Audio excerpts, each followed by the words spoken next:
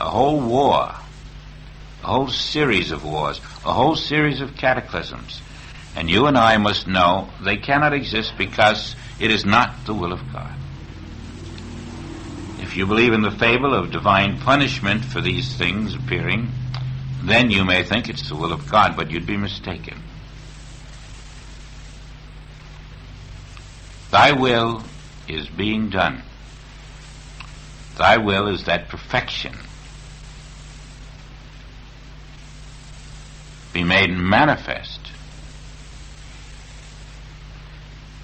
And therefore it is manifest.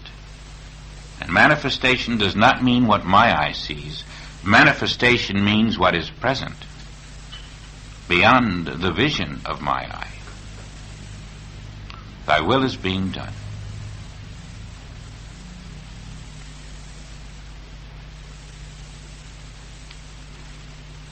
If you can find the inner capacity never to deny the presence of that perfect will, you will find a source of vast strength within yourself. You'll be honoring the Father.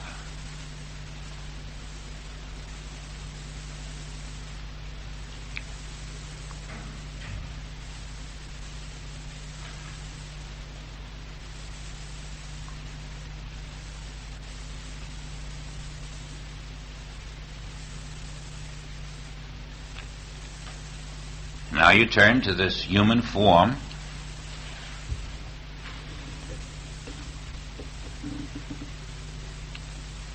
After you have solidified your understanding that the perfect will is here, the omnipresent will of God,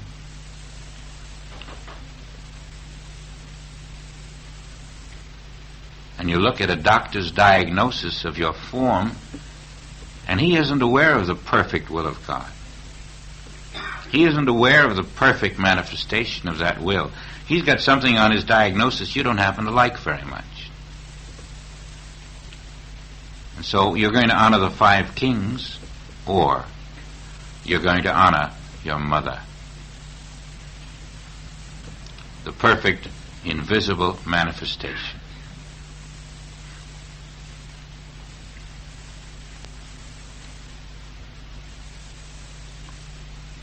And so we look at the charts, at the graphs, at the pressures, all of the things that are so convincing when we see them,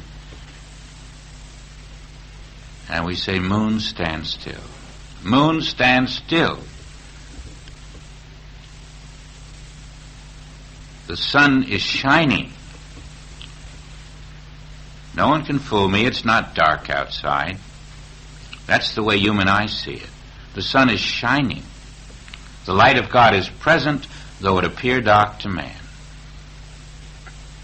The light of God is always present, manifesting the will of God.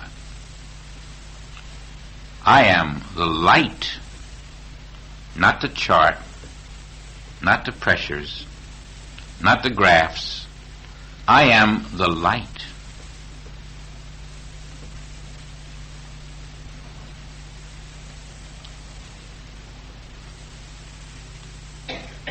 You'll find it so much easier to do it for somebody else than yourself, of course. But you've got to do it for yourself, too.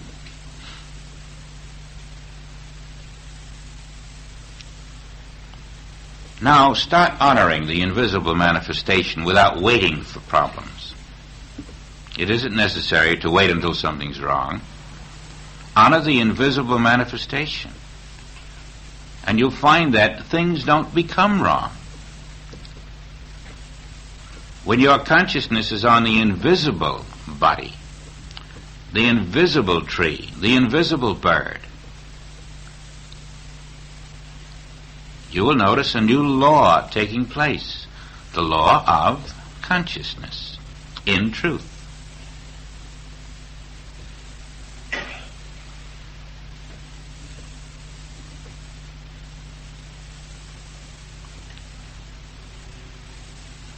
You are washing the feet of the world.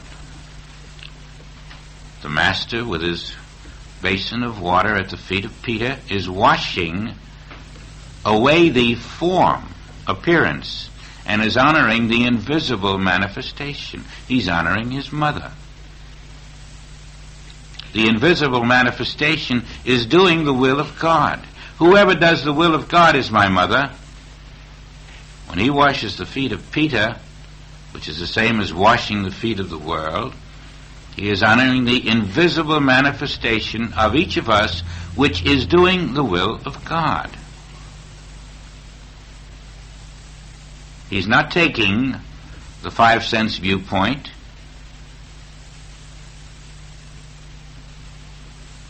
He's taking the soul viewpoint. He's living in the 7th day.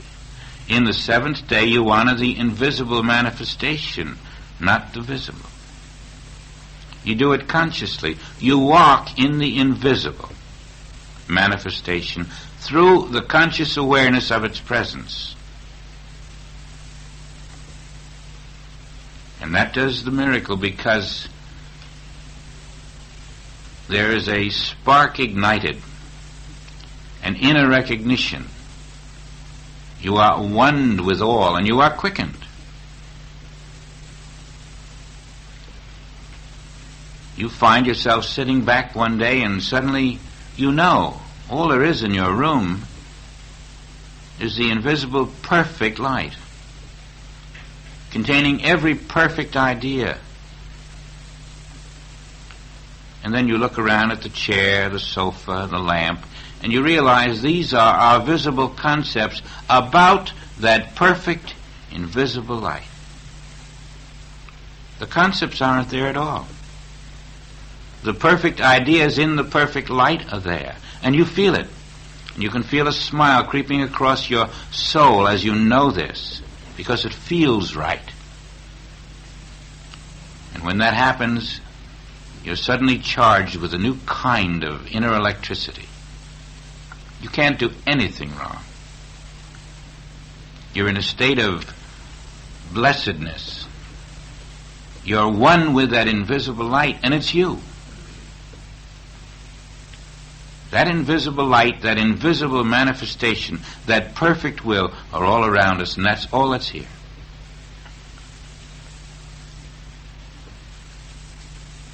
It has ever been so, it ever will be.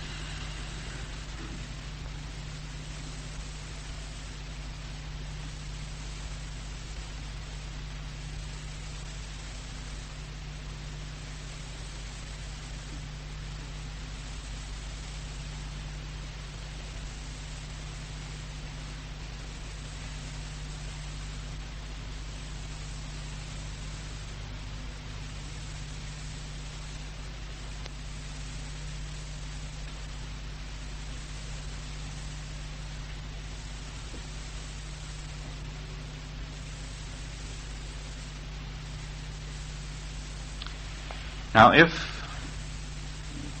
invisible manifestation is perfect and here, if the will of the Father is maintaining that perfect invisible manifestation here, is there another word for that will and manifestation? Can you think of a good word for it? I like the word heaven very much. That's what heaven is.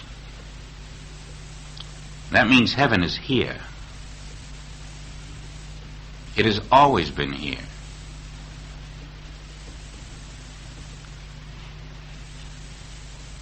You must consciously accept the presence of heaven as all that is here. Because there is no opposite. There is nothing imperfect, and that's heaven. Everything is functioning perfectly. That's heaven. There are no separations. There are no divisions. There are no negatives. There are no sicknesses or diseases.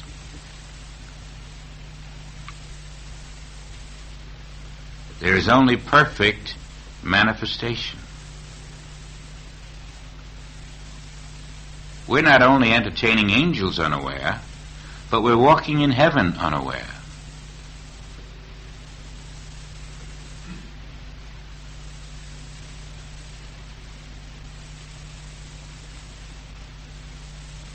If you haven't been conscious that you are in heaven, you have been denying the presence of your father and mother.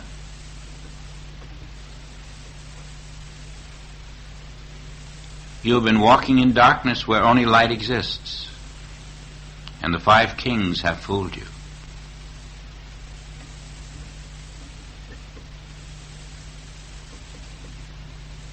Literally, you are in heaven.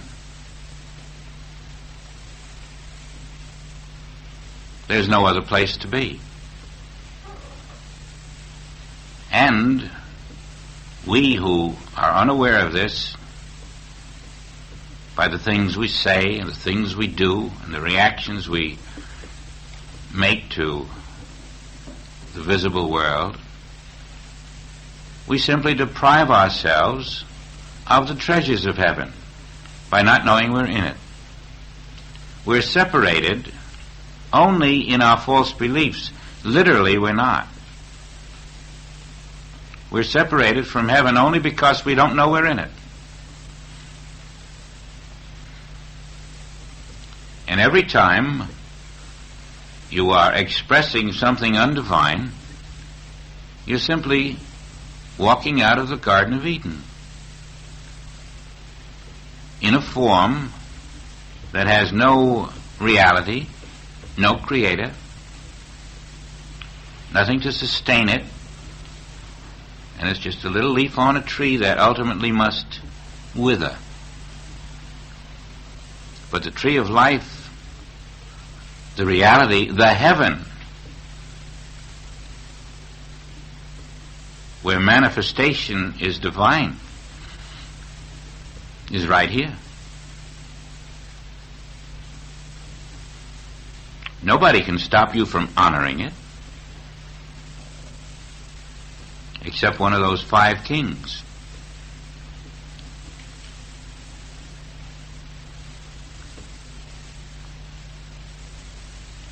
Be ye reborn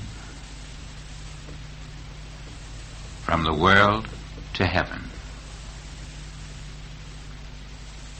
Something so unbelievable that the world would never suspect that it is the way of and the will of the Father.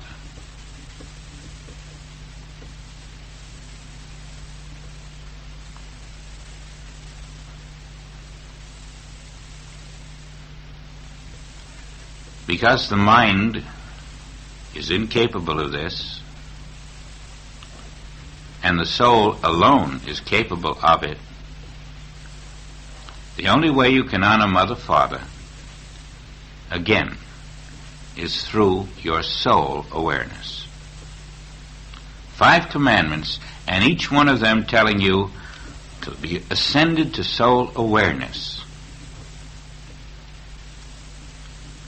that you may move into that sense of reality which is totally different than the decaying, dying human life.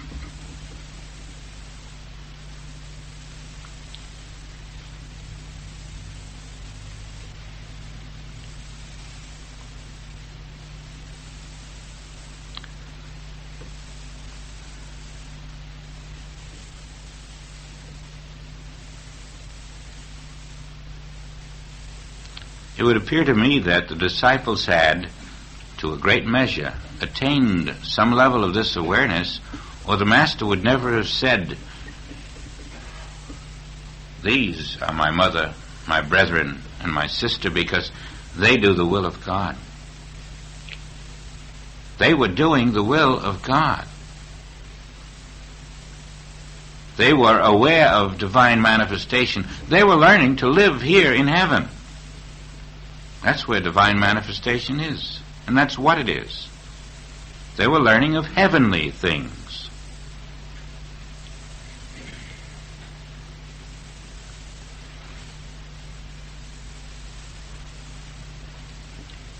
And so your physical mother is really invisibly your spiritual mother. She is in heaven now, here. Your physical father is in heaven here. Your physical child is in heaven here. Are you witnessing this correctly? Or are you brought down to the level of the mind which sees not the things of God? You are asked to notice not that which is not of the Father, but rather that which is divine.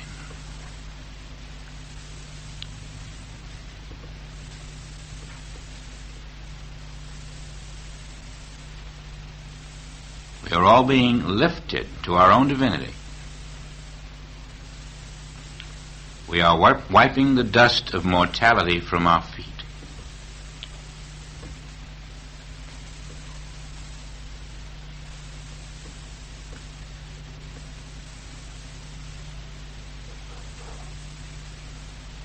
Personally, I like the challenge of this. It is commanding us to rise above our own limited intellect, commanding us to be something greater than we ever dreamed we could be. It is commanding us to do the greater works. And the greater works are not in quantity, not in number, but in the transformation, not in the healing even. That isn't the greater works, but in the transformation from man of earth to son of God. Right here, right out in front where the world can see. That transformation is the greater works.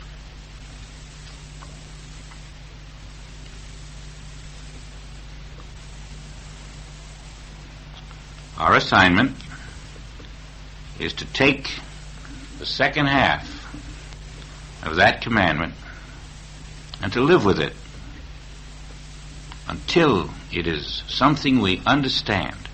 We have all known about the divine will, but it is not enough to have faith in it. You must have faith in its manifestation too.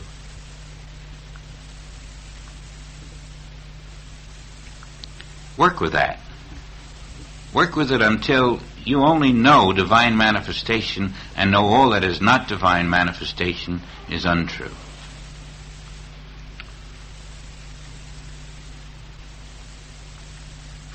And you will find that is the way you are developing soul awareness. You will find a sort of a cleft coming between mind and soul.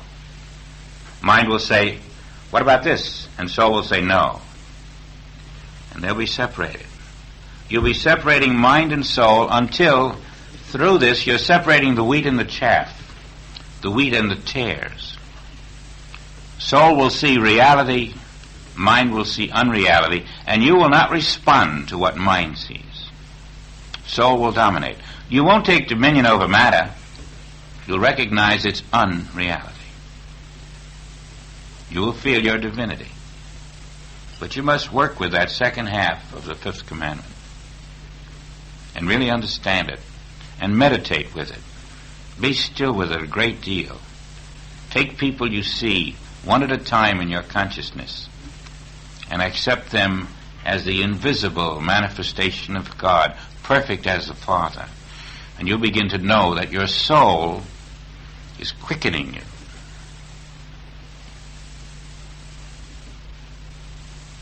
This is difficult.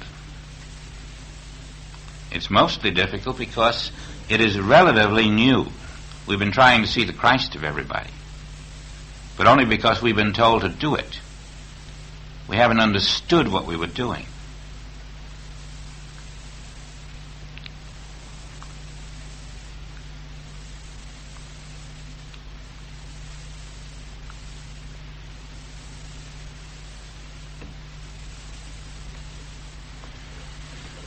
Now, I don't know about you, but last night's soul message and this morning's temple message have been quite effective in the consciousness of a number of us. And this continuing development of truth in consciousness is releasing soul awareness among our group. And I assure you that this is not stopping with you. If it's released in you, it's going much deeper than just where you seem to be physically. This is an impulse that is infinite. And the more of it that you release through your conscious awareness of soul as the instrument for the divine, the more you are releasing in the universe, not just in your home or your business, because it moves and ripples in invisible waves throughout the universe. And this is part of doing the greater works. It's not something the world comes up to you and says thank you for. It's just something you do. And the Father who seeth in secret pours more. The more you give out of this inner understanding, the more pours forth into you.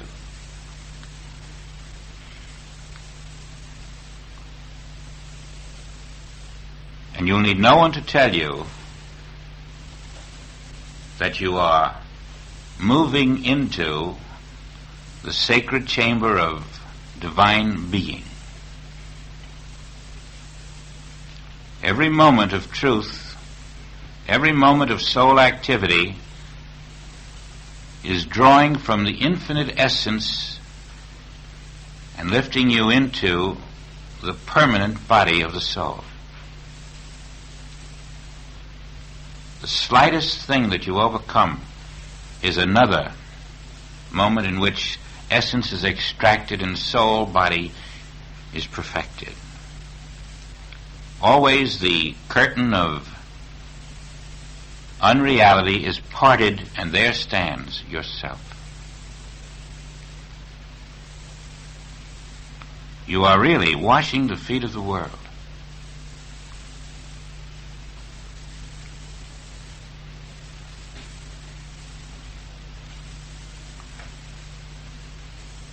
I think you will have time to see the girls now about the matters mentioned in that early announcement.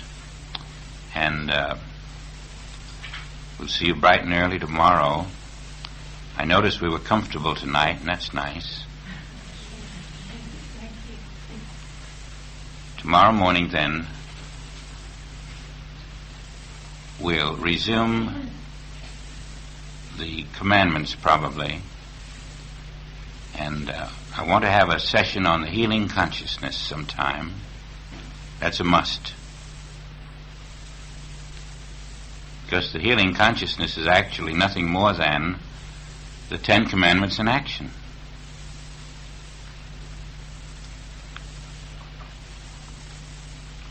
See you in the morning, and thanks so much for being here.